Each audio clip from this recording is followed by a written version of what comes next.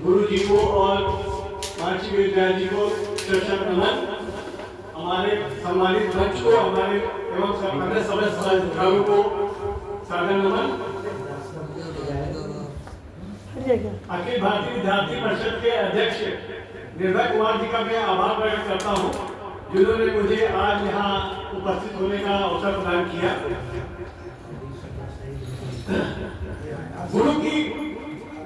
गुरु की महिमा शब्दों में नहीं व्यक्त की जा सकती है।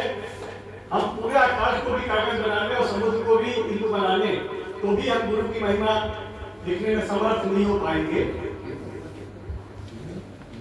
भारतीय संस्कृत और सनातन धर्म में गुरु पूर्णिमा का पर्व अत्यंत पावन एवं महत्वपूर्ण होता है, और इसको हम केवल गुरु की पूर्णिमा के दिन मनाएं, क्योंकि गुरु हमारे जो सबसे पहले माता पिता होते हैं, उनका आदर सत्कार करना सीखे हैं। आदर सत्कार आजीवन करते रहे तो इससे बड़ी कोई पूजा नहीं होगी, और तभी हमारे गुरु की द्वारा दी गई शिक्षा हमारे लिए सार्थक भी होगी। तो इस पे जो मैं गुरु का क्यों महिमा आक्राम है, गुरु है अस्तोमा सद्गमय तमसोमा ज्योतिर्गमय मृत्युमा अमृतगमय। इसमें क्या है, हमें असत्य से सत्य की ओर ले जाता है गुरु। असत्य से सत्य की ओर, भौतिक भ्रमों से हमें शाश्वत वास्तविकता का ज्ञान कराता है, और अंधकार से प्रकाश की ओर मतलब कि अज्ञानता के अंधकार से हमें दिव्य प्रकाश का ज्ञान कराता है। ये सबसे बड़ी चीज है। और मृत्यु से अमृत की ओर, मतलब मृत्यु शारीरिक रूप से शरीर को छोड़कर मोक्ष की प्राप्ति का जो ज्ञान कराता है वो हमारा गुरु ही है। तो गुरु की महिमा के शब्दों में हम बयान नहीं कर सकते हैं, क्योंकि गुरु को ब्रह्म से ऊपर बताया गया है। कबीर दास जी ने इसके दोहा भी कहा है, जो गोविंद दो बड़े काफो लगे था, बलिहारी गुरु आपने गोविंद दियो बताए। इसीलिए गुरु को गोविंद से ब्रह्म से ऊपर बताया गया है। मैं इस सामर्थ्य तो नहीं हूं कि मैं गुरु पर कुछ लिख सकूं, लेकिन थोड़ी सी दक्षता की है मैंने 4 महीने लिखने की। सदगुरु ये जीवन साई अर्पण करते हैं। सदगुरु को हमारा ये जीवन अर्पण है। सदगुरु तेरी महिमा अपरंपार, सदगुरु तेरी महिमा अपरंपार, तुम बिन नहीं जीवन साकार।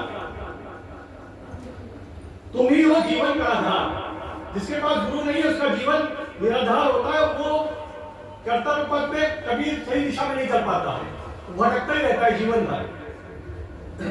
तेरे ही गुण गाओ बारंबार, प्रणाम तुमको मेरे ईश, चरणों में तेरे मेरा शीश। प्रणाम तुमको मेरे ही चरणों में तेरे मेरा शीश। दीन दयाल तुम हो दाता, दीन दयाल तुम हो दाता, हम सबके तुम ही हो प्राता। दीन दयाल तुम हो दाता, हम सबके तुम ही प्राता, कर्तव्य में तुम हो भगवान। जब हमने उनको ब्रह्म से ऊपर कह दिया, तो गुरु की महिमा भी कर्तव्य में व्याप्त है। केवल जरूरत हमको उसको महसूस करने की अंतर्मन से। अभी डॉक्टर अनिल मिश्रा जी ने कहा कि हमारे शरीर के 2 संसार होते हैं, एक बाह्य संसार, एक अंतः संसार। बाह्य संस्कार तो हमारे नेम फेम काम ये सब आते हैं, और अंतर्मन का जो है संसार वो मौन है। जिसने मौन को पहचान लिया उसने अपने आप को पहचान लिया, उसने ही ईश्वर को पहचाना। तो सर्वप्रथम मौन को पहचान, अपने अंतर्मन में झांको, फिर दूसरे के ऊपर उंगली उठाओ। सबसे बड़ी चीज यह है कि हम दुनिया को सुनाते रहते हैं कि हमको ये होना चाहिए, हमको वो होना चाहिए। अरे पहले आदमी अपने को सुधारे, अपने को नहीं सुधारेगा, ज्ञान बांटता रहेगा। यही आजकल अभी मोहन ये इन्होंने बारकोटी जी ने कहा कि ज्ञान बांटते हैं मोबाइल पे, वो अपने को कुछ नहीं देखते हैं और दुनिया का ज्ञान मोबाइल पे बांटते रहते हैं।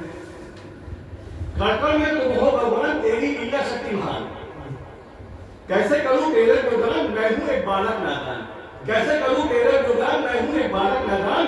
इस बालक नादान को साहित्य ने सिखा दिया।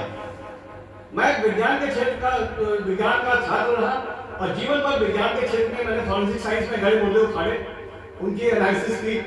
लेकिन साहित्य का सजग मुझे गुरु कृपा और अपनी माता पिता की कृपा से मिला। मेरे माता पिता बहुत विद्वान थे, मैं उनको आज इस अवसर पर उनको भी शिक्षक नमन करता हूँ। आज वो दुनिया में नहीं है, लेकिन मैं एक अपने माता पिता पे विशेष प्रोग्राम रखूंगा जिसमें अपने माता पिता की महिमा को ही बताऊंगा कि उनकी क्या महिमा थी।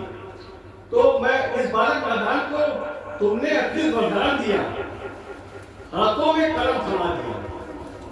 तो साहित्य सजन, साहित्य का सजन करना एक बहुत आसान काम नहीं है, ये साधना है।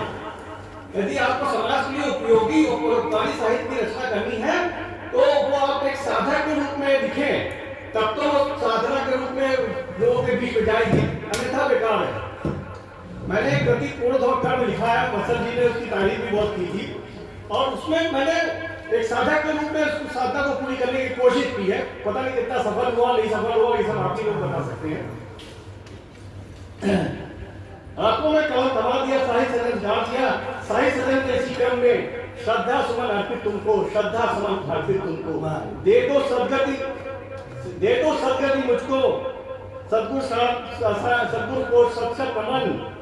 अपना सारा जीवन है तुमको अर्पण, अपना सारा जीवन है तुमको अर्पण।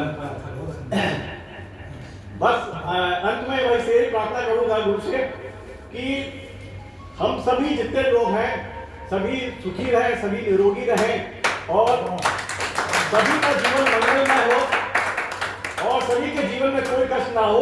सर्वे भवन्तु सुखिनः, सर्वे सन्तु निरामयाः, सर्वे भद्राणि पश्यन्तु मा कश्चित् दुःख भाग् भवेत्। बस इन्हीं शब्दों के साथ मैं अपनी कविता को विराम देता हूँ और मंच का संचालन ममता जी को। मैं चाहती हूँ कि हमारे अध्यक्ष महोदय आज आदरणीय अध्यक्ष महोदय आदरणीय नीलम नारायण गुप्ता जी को मैं आमंत्रित करती हूँ।